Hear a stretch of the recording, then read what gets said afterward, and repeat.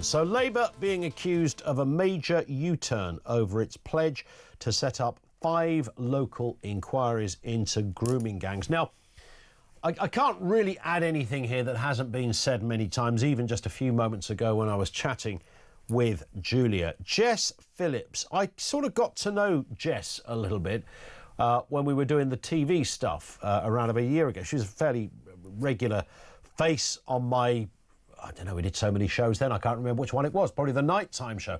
Forgotten the name of it. And she would appear, and she was always very good. She was good sort of left-wing balance to whoever the right-wing guest was. But the standout point of Jess Phillips, she was, working-class girl made good. I always tend to admire that, or usually in somebody. I think that's it's a bigger leap than many people make in the field of Westminster politics. So she gets a house point on that one. And her work on protection and highlighting issues around women and girls, particularly when it comes to domestic violence and sexual assault and goodness knows what else. She was up there along with Stella Creasy. I'd say they were probably two of the biggest, most powerful, compelling and absolutely crucial voices in this space, as the phrase goes. Nobody could have taken that away from Jess Phillips. For years, that was probably central to the kind of things she spoke about, felt most strongly and passionately about. So, yes, house points all round to Jess for that one. Then she got a job in the government. She became a Home Office minister, and she's decided to water down the inquiries into grooming. I mean, you really cannot make this stuff up. So given the opportunity, finally, after years, to give a proper voice, a full-blown localised inquiries. I mean, there's been a national, the J inquiry is kind of there for all to see. Baroness J looking at institutional failings of tens of thousands of victims across the country. But the localised ones were really crucial, because that, I think, is where some of the real stories, most of the real stories lay. And that would have been helpful. But she's now said, no, we're going to do it in a different way. In January, Yvette Cooper said she would launch inquiries working with Oldham Council and up to 4 other pilot areas where there have been concerns about grooming gangs. There are many more, by the way. This would have been backed by a £5 million fund. But the Minister, Jess Phillips, said that she stopped short of saying the 5 inquiries would still take place. I should tell you, she's still the Minister for Safeguarding and Violence Against Women and Girls. I mean, you really, of all the things, we use that phrase a lot, don't we? You couldn't make this up. I mean, seriously, this is beyond satire. She told MPs following feedback from local authorities, the fund will adopt a flexible approach to support both full independent local inquiries and more bespoke work, including local victims panels or locally led audits of the handling of historic cases. The Conservatives are calling for a national inquiry into grooming gangs. Tory MP and Shadow Minister Katie Lamb had this to say yesterday in the Commons. This is very powerful stuff. Have a listen to what the Shadow Minister said.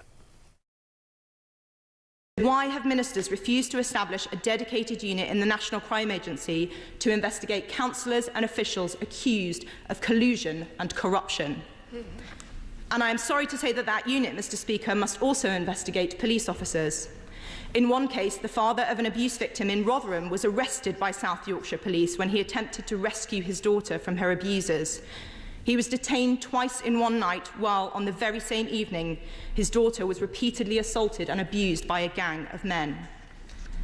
It is clear these criminals were unafraid of law enforcement.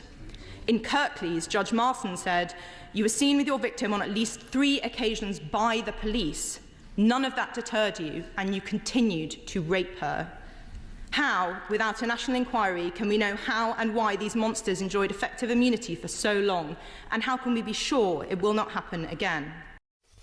Jess Phillips was sitting opposite her when she was giving that very powerful statement. It went into more detail. Some of it we possibly wouldn't be able to broadcast at this time of day. But this is disturbing stuff for obvious reasons. Look, the whole game of whataboutery isn't usually helpful. It's rarely valid, but given that this is a story about institutional child abuse, you would be forced to wonder what the Labour response would be if we were talking about, for example, institutional racism. I mean, how many times have we heard that phrase? Or nearly always misplaced, but how often does it come up, whether you're talking about the police or the BBC or even the school curriculum, for goodness sake? Yet here we have a case of industrial scale rape, abuse, death, suicide, human trafficking, sexual exploitation, systemic abuse, blind eyes, cover-ups, lost files and coordinated details from law enforcement to social services, counsellors and beyond. I mean, this is a horror show. But there's nothing to see here, Gov. And we aren't going to get full-blown, even localised inquiries now.